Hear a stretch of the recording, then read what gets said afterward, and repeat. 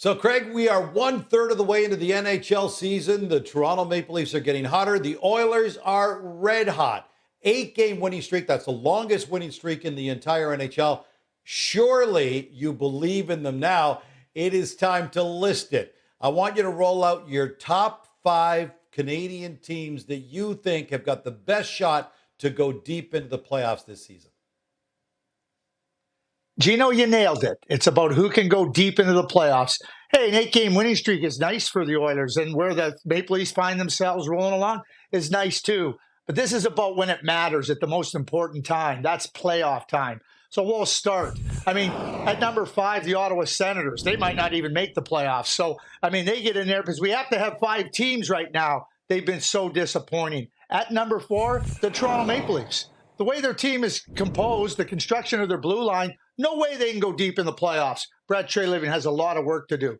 The Edmonton Oilers come in at number 3. I know they're on a heater, and they were not playing as poorly as the record indicated earlier in the season, and they're not good enough to compete with the big boys in the West come playoff time. The depth and the lack of forwards really hurts them. We'll get to that a little bit later. At number 2, the Vancouver Canucks. Excellent goaltending, real firepower up front. And boy, has Patrick Allvin ever improved the blue line. And the Canucks are deep all the way through their lineup. And at number 1, the Winnipeg Jets. You got a great goaltender, the best goaltender in the West. You have real depth, speed, power, and skill all the way through their lineup. No better example than on Wednesday night when the Jets go into Los Angeles and beat the Kings, a Stanley Cup contender, a big-time Stanley Cup contender.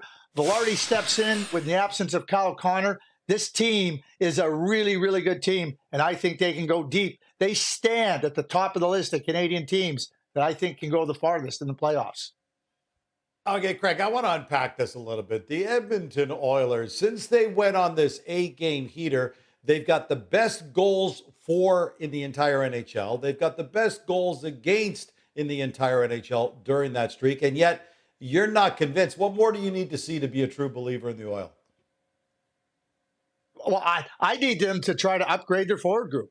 Last year, the Vegas Golden Knights beat them with their 3rd and 4th lines. I don't think the Edmonton Oilers can compete with the LA Kings, the Vegas Golden Knights, or even the Vancouver Canucks right now with their bottom 2 lines. I don't see it. And you look at the recipe, you look at how teams are constructed to win the Stanley Cup. The Oilers do not, in my view, have enough forward depth to be able to challenge those best teams. And by the way, those 3 teams, Vegas, LA, and Vancouver, all in the Pacific Division. The Oilers are going to be a wild card, and I think they will make the playoffs. That's a tough road to go. And if you don't have the depth in your forward group, I don't see it happening.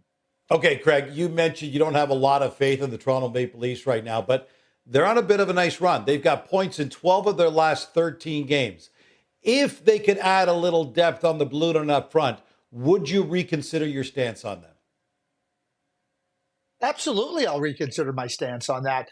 And they don't need a little depth on the blue line. They need a lot of depth. They need significant additions on the blue line for me to consider them as a real serious contender in the East and to go deep in the playoffs. But that's exactly how I felt at the beginning of the year. Nobody doubted that the Toronto Maple Leafs would get 100 points or more this year. It's not about the 100 points during the regular season. It's not how well they play in December. It's about, do you have enough to compete against the best teams in the East and go deeper in the playoffs? They've won 1 playoff round in the last number of years. They're not going to win many playoff rounds this year with that blue line. Brad Treliving knows it, and that is something that they got to focus in. And if they do, we'll reconsider. We got lots of time to reconsider, Gino. We do have a lot of time. I'm a little bit confused about your stance on the Vancouver Canucks. They're actually 3 points up on the Jets even as we speak. Their goal differential, not even close. 20 goals better than the Winnipeg Jets. And yet, you like the Jets better to go deeper. Is that the Connor Hellebuck factor, or is there something more to it? Well, what I would say is we can look at goal differential right now, Gino. They put up 10 against the San Jose Sharks. They walloped the Edmonton Oilers early in the year. So I'm going to extract a little bit. What the Winnipeg Jets have gone and done, it's games where they've given up 3 or less goals all the way through 17, 18 games now. It's unbelievable what the Jets have done defensively. And yeah, I give Hellebuck the nod over Demko. And I think that the forward group for the Winnipeg Jets is just a little bit deeper, a little bit bigger, a little bit faster. The Vancouver Canucks have made significant strides. But when I look at these two teams, I think it's close. And the Vancouver Canucks, I think, deserve lots of credit for where they find themselves right now. And they've made improvements to their team. Patrick Alvin's done some really significant work with his team in improving it. Who knows what happens? But the Winnipeg Jets, they have cap room. And that gives Kevin Cheveldayoff an opportunity to make a strong team even stronger. Yeah, Craig, to your point, the Winnipeg Jets have held opponents to 2 or fewer goals in 13 straight games. The last time they gave up 3 was exactly a month ago, and that was a 6-3 win over the New Jersey Devils.